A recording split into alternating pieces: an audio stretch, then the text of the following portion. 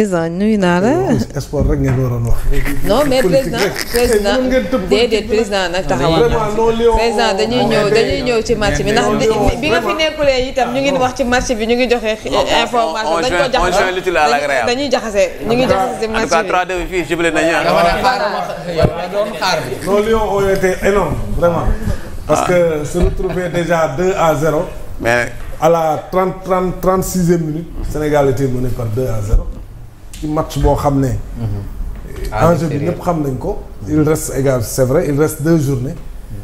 mais ku gagné woon match bi daanaka tu as un pied parce que tey Congo bu gagné woon day bàyyi Sénégal 4 points. 4 points waaw. mu des 2 matchs. donc c'était pratiquement. c'est ce qu'ils ont compris d'ailleurs moo tax. ñu def ci liñ ci war a vraiment mu am toute cette mobilisation là autour de l'équipe même foofu sax malgré jafe-jafe yi daan am entre politique ñu gis ne match bi taxoon na. lépp arrêté. les gens avaient fait bloc mooy opposition autour de l'équipe nationale. pour vraiment. je pense qu'ils doivent nous inspirer. c'est ça c'est dans ce contexte là aussi booy dem foofu ñun ñëpp suivre nañu réseaux sociaux yi. donc ils ont été vraiment costauds. même supporters ils se sont fait respecter quand même. parce que à 2-0. voilà dans un match comme ça nga fexe ñëwaat jànnaxawoo benn yoon poser le jeu réduire le score ñëw deuxième mi-temps égaliser dugal sax un troisième but boo xam ne c'est contre son camp. oui défenseur boobu xaw ma sax arbitre est-ce que xam na ne c'est contre son camp. waaw mais Afrique. mais xam nga stade bi nag. mais la moo tax VAR am. fépp te amul Afrique. waaw c'est ça. est-ce que c'est une manière xam nga VAR tamit. non VAR am na Afrique. ça dépend ci CAF. oui parce que c'est la coupe du monde. voilà c'est ça. c'est les éliminatoires de la coupe du monde. parce que ñu nekk Égypte fii dafa am cas dafa amoon VAR ici au Sénégal. sunu match ak Égypte bi ñu qualifié fii 0-0. mais kon lan moo tax amul VAR. je sais pas kay moo jaaxal ñëpp. mais je pense que c'est des choses à rectifier. il faut que l'Afrique aussi il faut que Afrique aussi ñu def effort. nekk au diapason. waaw waxuma la sax Afrique même ñun suñu championnat bi sax war nañ mën a am VAR. parce que ci stade yi ñuy joué bëriwul on peut monter le dispositif. mais éliminatoire yi qu'est-ce qui organise ça ici c'est la CAF c'est la FIFA c'est. non c'est la FIFA mais la CAF est impliquée bien sûr. c'est la FIFA parce que voilà. il y a des membres de la CAF qui sont membres de la FIFA. donc man daal xam nga la laa gis ci ñàkkum VAR bi doyen. parce que ñàkkum VAR ça un problème de moyen quand même. non du problème moyen de mais lii day tax magu yi mën a am. parce que tey yaa ngi ne xam nga VAR lan la créé ci football mooy tey presque sàcc c'est devenu impossible ci football. yenn magu yi. parce que but day am. parce que VAR nga mënul jàll. ça aurait pu nous coûter la coupe du monde. mais oui. effectivement un but contre son camp da coup franc la Crépin dóor ko ci kanamu défense waa dugal ko ci camp mais man pour man arbitre bi. xamul ne c'est contre son camp. parce que tamit c'est fraction de seconde là c'est pas évident et puis dafa mel ni assistant bi dafa mel ni c'est l'assistant qui l'a signalé mais bref mais booy yi fexe nañ ba ñëwaat dugal troisième but Crépin daal en tout cas j'ai constaté que Crépin il a fait un très grand bond en avant si côté depuis dernier match yëpp léegi nag ton entraîneur là benn côté là d'accord aussi moom je pense que quelqu'un comme Pape Matar Sarr qui est en train de performer tey jii. mais c'est lui qui a marqué le troisième but. Oui mais il aurait dû Pape Matar Sarr je pense que il a fait un coaching gagnant c'est ça aussi. le coaching il est gagnant et puis Sabali moo dugg place Sadio Mané ak Pape Matar Sarr. ñoom ñoo indi troisième. et puis le match également bii nii ñu doon jouer tey dañoo soxla woon également expérience aussi parce que c'était pas du tout merci beaucoup parce que c'était pas du tout facile ci ni ñu nemmee peut-être que choix yi mooy tamit Sénégal entraîneur yëpp loolu lañ bëgg sax avoir vraiment une palette de choix de bons joueurs parce que loolu la Sénégal am surtout au milieu tey il a fait confiance Pape Gueye Gana Pape Gueye ak Lamine Camara après la génne Lamine Camara à mon sens pour man Lamine Camara a fait un très bon match. Qu'est-ce que tu penses de Gana Gueye Gana bon Gana a moins fait que Lamine Camara. moi j'ai été surpris bi mu génnee Lamine Camara ok. parce que Lamine quand même boo xoolee sax bi mu génnee on avait des difficultés. dans les transmissions parce que moom mooy ñëw mooy génne bal. voilà léegi Pape Gueye aussi a fait un bon match. Bien que dañ ko xaw a repositionner un peu devant Ghana peut-être loolu moo ko xaw a gêner sax premier but bi ñu jël moom moo perte balle mais après il s'est ressaisi quand même parce que notre problème c'était au niveau du milieu de terrain, au niveau de la défense aussi. À la défense président si défense bi également il y avait quand même Kalidou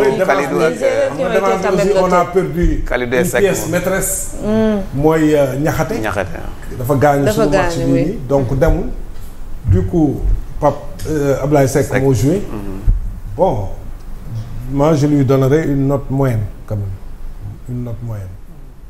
Kan? Il a été moyen de mon point de vue. Non mooy accent central il a été moyen. Kalidou aussi tey peut-être que aussi. C'était pas son jour. C'était pas son jour. Mais il y a la pelouse aussi. Ah c'est ça. Gars yi ça fait benn rek du ñu jouer ci ay gazon synthétique. mais tamit Congo aussi. Congo tamit même joueur yooyu lañ yor. Oui non Congo leur joueur joue à ay Wan-Bissaka ngay dégg ñi ay Sunderland ñi ay il y avait que Memba moo xawoon tere nekkoon Marseille. Xam nga ñoom au moins. non si y a de grands joueurs voilà très grands joueurs ñoom ñëpp ay professionnels lañ. mais avantage yi di évoluer Marseille par rapport ak Sénégal bi nga xam ne kenn la fa parce que yàgg nañ fa entraîné. c'est ça ñoom joué nañ fa ay match waaw. ñoo fa ëpp li ñu entraîné Sénégal démb la fa entraîné avant le match. Parce que Kalidou sax dafa glissé à deux reprises. parce que boo xoolee Kalidou même goal bi sax benn balle bi dafa glissé donc mais tamit war nañu dépasser Afrique fu ñuy jouer gazon synthétique nañu waxante dëgg. C'est-à-dire il faut que nos États là aussi fassent des efforts. bu ñu mënul jouer gazon naturel wala sax ñu xool gazon hybride di bokk. mais gazon synthétique. doguma la gazon synthétique ay temps moom la ñu naar yi doon ree. doguma la ay temps Sénégal amul woon gazon synthétique. très bien Alassane bi vas-y. demee fee gazon bi la ñuy yóbbu gars yi xamuñu ko. ay 4-5. doguma la ça c'est ça la bizarrerie également de l'Afrique.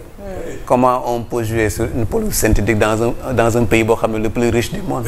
c'est ça c'est le paradoxe de l'Afrique. Et donc ça veut dire non que même pas voilà. ça veut dire que nañu sant yàlla ñun Sénégal suñu ressources humaines. gis naa gars yi amuñu dara on n'a pas grand chose mais quand même on est une grande on a deux pelouses yoo xamante ni yëpp. on les dépasse de très loin quand même quoi on puisse dire le Sénégal. kon dama gis gars yi sénégalais yi bi ñu demee foofu nos supporters là. xamatu kan la ci supporter mu def vidéo naan Sénégal ñun nañ sant yàlla. non c'est vrai que ñun dëkk yi balaa nga koy xam nga génn dem ci biir Afrique centrale dem ci yenn zone yooyu noonu di nga gis que y a quand même des efforts qui ont été faits. on a eu des Abdou Diouf véritablement moo tax des fois. président dañ koy def benn benn de ñun pareeguñu ci yow yaa tax ñu doon xaaraale en attendant merci dañ la doon xaaraale mais dañ koy def benn Alassane dans les choix ils ont jubilé les lions wane na ñoom ils ont maîtrisé quand même ñi nga xamante ne ñoom gars yi foofu les Congolais là. On peut être fier de nos lions. Ils ont vraiment fait véritable remontada. C'est pas évident bariwul équipe en Afrique yooyu yóbbu dans ces conditions là nga gagné fa mën la 2-0 nga remonté ko ba dóor ko 3-2 avec un but refusé. C'est extraordinaire donc vraiment félicitations mais Pape Thiaw moom Pape Thiaw vraiment Pape Thiaw jàmbaar quand même tey par exemple il a fait sortir il a osé parce que au début certains disaient non mais le coach dafa xaw a ragal tuuti Sadio pourquoi ko génnee Sadio mais je pense que aussi Sénégal tamit am na loo xam ne waruñu ko def Sadio Mané il nous a procuré tous les plaisirs c'est ça il nous a fait gagner je pense que on doit le respecter. c'est ça nit nag nit la rek. ñun ñii nekkoon nañu ay lii rek yooyu. léegi daanaka. pour ñu yëg tata problème. c'est la même chose. pour le sportif c'est encore plus cruel. mais il a toujours sa place. mais falaa doon di jël l'avoir sur le terrain parce que da ngay gis ne même bu gàdd bu teewee bal da ngay gis 4 jours dañuy ñëw ci moom alors loolu ça veut dire que ne ba tey les gens dañu am voilà ragalee xel Sadio. Sénégal nag. gars yi ragal waruñu ragal changer ko aussi. c'est ça non je pense que l'autre mon patron Pape Thiaw l'a montré que ni c'est un jour. ok il a tous les égards mais quand même su doxul dañ koy génne. voilà mais il a fait ce qu'il a pu. à un certain moment da nga koy génne. ñu àbb ko mu génn. c'est ça et puis tàppante il a bien pris Sadio Mané si boppam xam na ne. li mu mënoon 2020 wala 2021. il n'a plus ses les gars il n'a plus ses jambes de 20 ans. day des sax ci Angleterre wala feneen mais quand même jeexalagul. non il faut que certains Sénégalais arrêtent de le traiter comme ça. Il ne le mérite pas. Il mérite tous les égards. Parce que amul fu mu ñu kontaanee loolu. ah oui maintenant nag c'est vrai yaramam aussi li mu mënatu ko. parce que mu ngi jëm mag. mais malgré tout il lui reste encore de beaux restes comme on dit. maintenant oui. C'est à Pape Thiaw d'être intelligent et peut-être de l'utiliser pour que mu àndal ko rendement bi. et puis sur ce match là. Oui. Si on était venu sans Sadio Mané. Peut-être que gars yi dinañu craindre moins. Mais c'est sûr qu'avec Sadio Mané avec tout ce qu'il a fait dans le football moom rek il peut mobiliser toute la défense. Parce que bu taxawee kenn du ñëppay ñëw en fait c'est ça. Alors mais maintenant il y a des jeunes aussi qui ont envie de prouver et qui ont leur jeunesse qui ont leur talent ñooñu tamit il faut être intelligent et leur faire la place comme on a fait aujourd'hui bi ñu ko génnee dugal le jeune Sabaly qui va très vite. Gis nga ci troisième but bi moom moo indi centre bi. Symbiose lay nekk rek. entre les anciens ak les nouveaux arrivants. C'est important président. C'est tout le challenge de Pape. Massamba Saliou Sarr nee na naa ko lire ceci. Alors le message c'est quoi? Ce soir c'est l'histoire qui s'incline devant le courage sénégalais. Bravo les Lions, vous avez fait vibrer tout un peuple. 3 buts, une nation, 0 doute. Le Sénégal est prêt pour le sommet. Vive les Lions. Voilà votre message est lire nañ ko jàll na. Il a raison de faire ça. Voilà c'est ça. li ma la bëggoon laajte rek également mooy benn aspect bu ma gis mooy également Sénégal dañu gaaw découragé dama gis ne bi ñu dugalee 2. président de dañ ko dem ji ñëpp découragé woon na. alors que aujourd'hui football ni muy dem gis nañ Sénégal match yëpp à chaque fois même bu ñu ko dugalee day am cette capacité de remontada. Je pense que aujourd'hui également. ça Sénégal niveau bi mu toll. parce que gars yi moom 2-0 bi moom. mentalité des Sénégalais gis naa ñëpp découragé ñàkk dem coupe du monde. mais man sama kër laa toog ba 2 yi duggee. pare woon nañ ci match yu bëri xam nga 2 yi aussi am na lu ñu ci war a jaar. parce que pratiquement on a offert 2 buts. C'est ça. C'est-à-dire amul benn moment bu congolais yi am le contrôle du jeu. déroulé place action placée ñu jël amul. boo xoolee premier but bi c'est une perte de balle de Pape Gueye moom moo perte balle bi défense bi aussi li leen gàllee dafa yomb. ñu dugal ñu ko deuxième but bi aussi c'est pratiquement la même chose. déposer ñaari joueurs sur le côté gauche.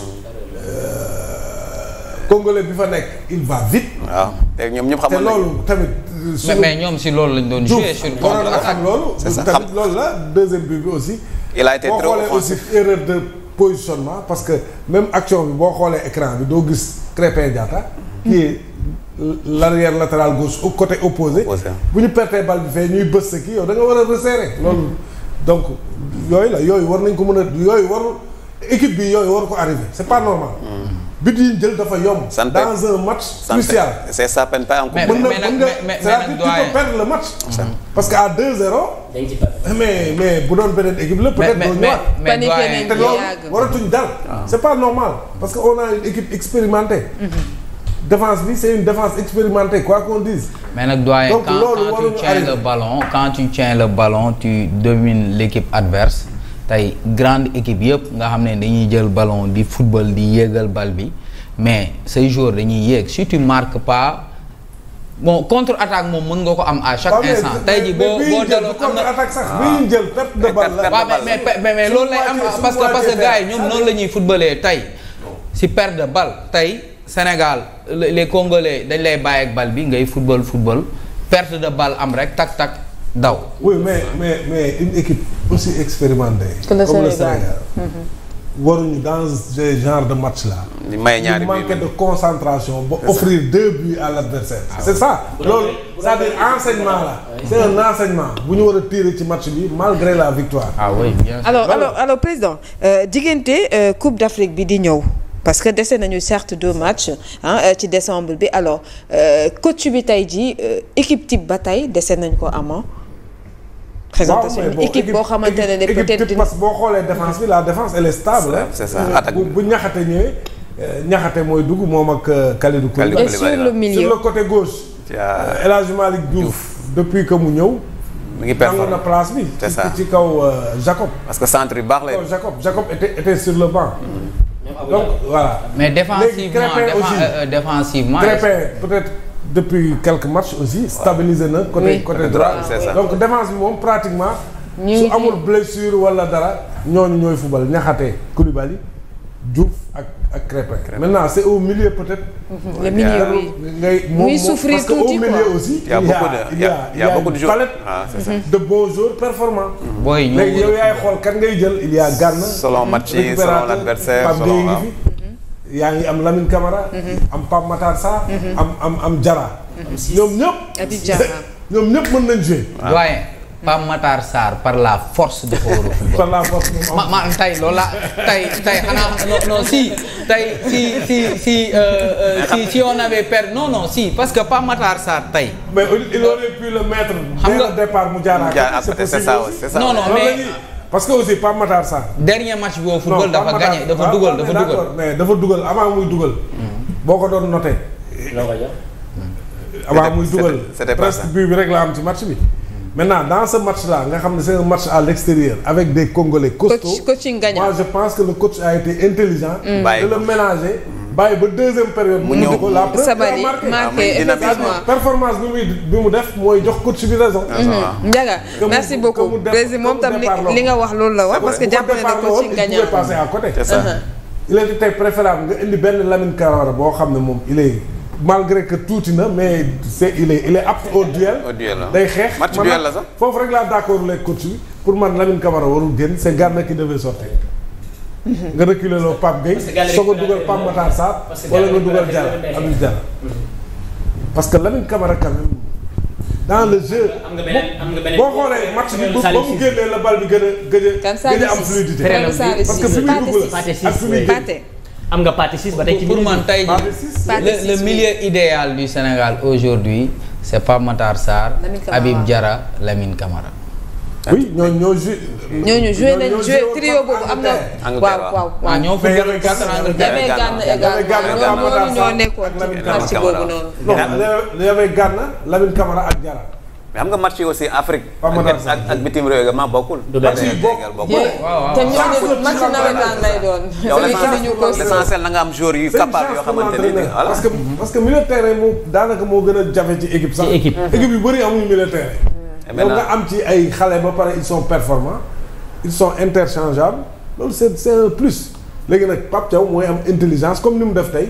en fonction de l'adversaire ak li mu bëgg a jouer moom. mu xool kan moo ci gën a adapté mu dugal ko. moo tax mu teg coaching. qu'est-ce que vous pensez de Jackson léegi. non Jackson man avant match bi. waxoon naa ne bu may classé Jackson laay indi. ndax vivacité am ak vitesse am. tey on l'a amené il a fait un excellent match. il nous a permis de revenir à 2-2. but bu baax. ba pare il est combatif. oui. c'est quelqu'un de très combatif te match bi aussi. et puis attaquant buy marqué la. match combativité la. et puis il lui fallait ça parce que Jackson aussi Chelsea la dem gars yi jënd ñaari attaquant daanaka dañ ko dàq. waaw. mais Jackson nag mu dem Bayern mais amaat na tuuti complication. donc je pense que tey li Pape Thiaw def aussi il faut le saluer. classé ko dès le départ il marque un but il gagne en confiance. c'est ça après il pourra même gars yi sax bu ñu ko seetaanee parce que c'est sûr match bi moom àdduna yëpp koy seetaan. bu ñu ko seetaanee. bu ñu ko joxoon 5. peut-être que mën na yéeg ba 7 wala 8. mais daaw sax il a marqué beaucoup de buts avec Chelsea. Bien sûr mais Chelsea n'a pas été reconnaissant. je pense que c'est l'occasion aussi de féliciter tous ces acteurs autour du sport quand même football surtout petite catégorie bi parce que boo demee ci koñ yi gis ni gars yi di organiser aujourd'hui Sénégal c'est un grand pays. les gens coow lay bëri rek. mais boo demee ñi nga xam ne ñu ngi liggéey véritablement voilà. non Elimane moom c'est le meilleur Sénégalais. il n'a pas marqué mais c'est notre président moo ko indi parce que moom moo def action individuelle dóor bal bi mu dal ci baar bi après.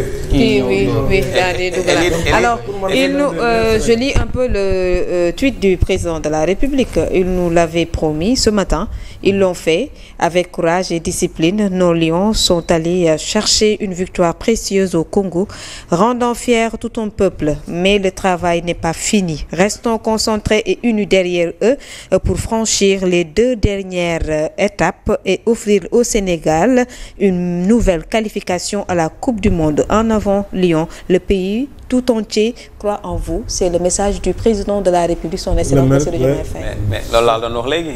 dama ne c'est un tout. c'est pas du kenn parce que liggéey la ci petite catégorie muy yéeg di yéeg aujourd'hui avec également la volonté des autorités ñi fi nekkoon ak ñi fi nekk tey aujourd'hui tabax ay stade ba ñu am fierté ci nga xam ne ñaari stade yi nga xam ne am nañ ko au Sénégal donte on est un pays quand même très pauvre très xaw ma endetté mais aujourd'hui on a réussi quand même aujourd'hui ku fi ñëw donc loolu la ñuy ndamoo moo tax ñuy bëgg Sénégal ñu bañ nekk ci yenn yoon ñu nekk waaw nañu nekk nit quoi dañu commencé nekk ñeneen ñu doon nekk ay nit voilà ñun rek la ñoo terrible ñun rek la ñun ñoo fa c'est-à-dire football aussi benn moment sport loolu lay wane c'est-à-dire l'unité considération yi gars yi nekk ci wàllu politique yenn saa yi dañ ko war a bàyyi waaw kay xam ne am na foo xam ne bu fa tolloo ñu ni neen la ñun la ak suñu dëkk ñun la. mais malheureusement président xam nga lan mooy coow li tey jii bu gaynde yi di football ñi farul ci nguur gi ñu ngi ñaan ñu échec ñi far ci nguur ga ñu ngi ñaan mu avancé loolu dañ ko dund ci dernières années yi depuis 2000 ces temps-ci loolu la ñu jot a dund loolu ku koy def rek doo sportif mais gaynde yi loolu ku koy def rek doo sportif am nga sport loolu la faral di nemmeeku football moom xam nga yaa ngi tuité football moom yaa ngi wax léegi tuuti président c'est que football day xaw a xam nga tey da ngay gis benn homme politique day mel ni Algérie ba mu ñuy gagné Coupe d'Afrique mais temps yi Algérie neexul dëkk baa ngi nekk ci ay football day wàccee tension dëkk nii tey aujourd'hui ñun ñoo xam ne tension ba am au Congo oui def table rase voilà c'est pour ça def focus ci équipe nationale ils se sont mobilisés loolu aussi tam ci Afrique dañ koy faral di war a bàyyi xel président parce que la sécurité bi également dafay faral di xaw a des surtout ci booy joueurs yi di dem fekk beneen dëkk ce matin ce qui s'est passé foofu ca Congo c'était incroyable. c'est-à-dire moo tax man la ñun Sénégal dañu war a sant yàlla ci lu bare. c'est-à-dire il suffit de sortir du Sénégal un petit peu pour te rendre compte que ban niveau ñun la ñu toll ci lu bëri surtout en aspect sécuritaire. non quand même loolu Sénégal ngay am nii déggoo ñu ne am na dëkk yoo xamante ni da ngay romb dëkk ba benn buntu lay am. mais Sénégal da ngay dugg fii dugg Grand Yoff jàdd Patte d'Oie jël Cambérène dugg koñ te du am benn insécurité te du am benn loo xam dispositif dañu naan fii ñàkkum sécurité et je pense que loolu la ñu war a continuer di améliorer dans ce pays là mais faut dire que également ñun ñëpp ñu doon benn malheureusement tey yaa ngi koy tuuti le président il parle pas de Pastef et puis du Sénégal tous unis derrière vous. et loolu moo war a nekk le quotidien de tout. c'est ça de ku nekk ci. même moom son quotidien même son quotidien. et ça warul nekk ay occasion. c'est-à-dire loo yéene si bopp rek yéene ko sa morom loo xam ne ci lu baax la et je pense que loolu mooy tax aujourd'hui ñuy am ci avancé damal na waaw yow gis nga aéroport bi déjà ci biir aéroport Congo Kinshasa bi jour yi gars yi ni ñu fa nekkee woon. demal aéroport Sénégal nga xool ci bunt bi ngay yem xalaatoo dugg ci biir. tout est organisé parce que c'est des raisons c'est pour des raisons c'est de la qualité c'est-à-dire dañu am lu bari loo xam ne am nañ ko. ba xamuñu ko côté civilisation c'est également ba des fois ñenn yi ba ñu dem ba ñenn yi sax dañuy dem te duñu nawloo et je pense que loolu nag ay doxalin la mais Alassane xam nga luy problème bi mooy gis nga sport ak politique bi mu commencé jaxasoo ci année yi la année derrière yi la yàggul ci Coupe d'Afrique 2 Coupe d'Afrique yi mujj passé ngay gis nit di vidéo yàlla ñu gagné Sénégal ba ci bi ñu jëlee Coupe d'Afrique bi da ngay gis kuy def vidéo c'est-à-dire xam nga man nag loolu su ma nekkoon procureur fu ma nekk ma jàppale non mais xam nga loolu président dëgg la nag président sëriñ ñuy wax ay Sénégal dañ koy door ak man su ma nekkoon procureur ku ko def ma jàppale Lamine xam nga luy problème parce que aussi tu peux pas défier ta propre nation quand même Lamine xam nga luy problème bi tey dañoo am journal sport moo tax ñun ñëpp ñu ne teg ci côté mais ci grande gueule bi mais xam nga luy problème bi mooy Sénégal ak li fi nekk di pratiquer football ci ay ndaw waruñu am problème joueur xoolal bi ñuy xalaat yaa ngi koy wax léegi Sadio Mané li mënoon 2020 mënatu ko année 2025 mais xoolal booy bi ñëw Iliman Ndiaye Iliman tey foo am Sadio Mané bu déplacé sa xel day dal ci moom moo tax ma ni sport beeg politique bi lépp mënuñu ànd bokk ndey ak bàyyi saa bu sport taxee waaye lu mu ci mën doon na ko dëggalal ak bëgg Sénégal na ci jiitu saa bu ci jiitoo rek résultat yi à chaque fois mën nga koo teg bët waaye doo gis leneen waaye nag bu ñu waxantee dëgg ci at yi passé la Sénégal am commencé am problème bi ñu jël politique bi dëxëñ ko ci biir sport bu njëkkoon sport dafa demoon ak cëggalu ñaayam politique dem ak cëggalu ñaayam dëgg la xam nga Sénégal masaan gagné li koy firnde ñëpp félicité ko bu pertee ñëpp naqarlu ko. politique bi mais ci xeetu politique bu. parce que ci bii nga xam ne kenn xamul lan la. xam nga li koy firndeel mooy tension politique yi amoon ici au Sénégal gis nañ ci stade bi ñu commencé di fa indi ay édifices yu ñi nga xamante ne moom moo di les hommes politiques te loolu ñu xam ne c'est interdit même par ñi nga xamante ne ñoo di FIFA di def ay édifices pour kii ay affiches yoo xamante ne dafa am notation notation politique ak yooyu noonu ci biir sport fédération ak loolu tax fédération ak ministère du sport gis nga nii la def ministère du sport am na yenn droit yoo xam ne amu ko ci fédération bi. c'est la FIFA qui travaille. elle est autonome les fédérations c'est vrai que les états finance waaw. loolu moo tax sax FIFA def ko. parce que aussi il faut buñ ko dissocier wul dafay mel ni rek saa yu politique yi neexee rek. ñu changer président fédération wala kii. loolu mënul nekk. parce que fédération affaire association yi la. qui se sont organisées. léegi la FIFA qui gère le football mondial moom travaille avec les fédérations léegi nag état c'est vrai mën nga indi moyen état bi pour financer peut-être l'équipe nationale wala yooyu mais ça te donne pas pour autant le droit de te réveiller un bon jour de changer un entraîneur. voilà xam nga bu njëkk sax loolu amoon na. ce qu'on appelait les coptés. nga xam ne état bi day am ñoo xam ne ay escalités yi muy copté et souvent ñi mu daan copté.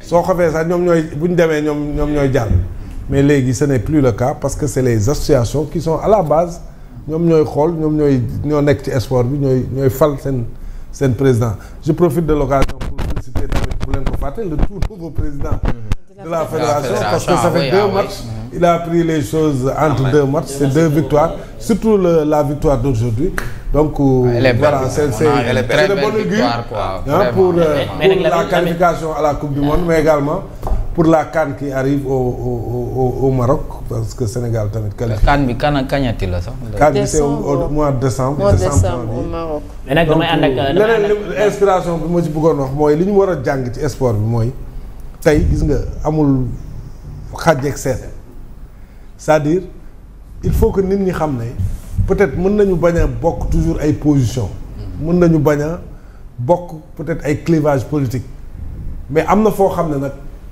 foofu waru ko dépasser c'est-à-dire ñun suñu problème actuellement ci dëkk bi loolu la c'est-à-dire divergence bi day dem ba day virer à la haine te waru fa yegg day dem ba bañante parce que am na loo xam ne bu ñëwee ñun ñëpp xam nañ ne nous sommes ensemble aujourd'hui vert jaune rouge la nous portons tous les mêmes couleurs Sénégal da ngay dégg Sénégalais ngay dégg que nga far fii wala nga far fee que nga nekk APR wala nga nekk Pastef que nga nekk feneen wala feneen donc ñun li ñu boole moo ëpp li ñu war a xàjjale comme li ñu boole moo ëpp nag li ñuy xàjjale am na foo xam ne waru fa yegg loolu la ñu war a jàng ci affaire yi parce que loolu su amee mooy yenn écart yi duñ fa mën a yegg. c'est ça parce que boo gisee dëkk yi tas yëpp. c'est parce que loolu day yegg foo xam ne day am point de non retour mais ñun pourquoi tey ñi ñuy diriger ak ñi bëgg dëkk bi dans quelques années parce que loolu c'est inéluctable ñii di ñu diriger tey ils seront demain dans l'opposition. les opposants comme APR ni mu demee opposition comme PDS comme PS. loolu dialectique la day ñëw. comme xam nañ ne day ñëw nag mais jaru fi yenn yi. dëgg la de mën nañu dund am ay divergences ci yenn affaires yi mais quand même sur l'essentiel on doit être ensemble man loolu laa gëm loolu nag dafay war a permettre ku nekk nga xam raison garder am foo xam ne waroo fa yegg. ba ci réaménagement bii ñuy wax li gars yi doon kaas nañ ñu delloo ministère yi jël nañ ko tey. waaye après. c'est ça loolu. léegi boo ko jëlee da ngay def loo warut a def. li nga wax dëgg la de ku fi poser acte. na nga xam ne tu peux être rattrapé demain par ton acte. la preuve aujourd'hui ñu ëpp ci waa Pastef lu ñu bëgg. ñu poursuivre ay Antoine Diome. ñu jàpp gars yi ay Moussa Fall. ils avancent même des noms.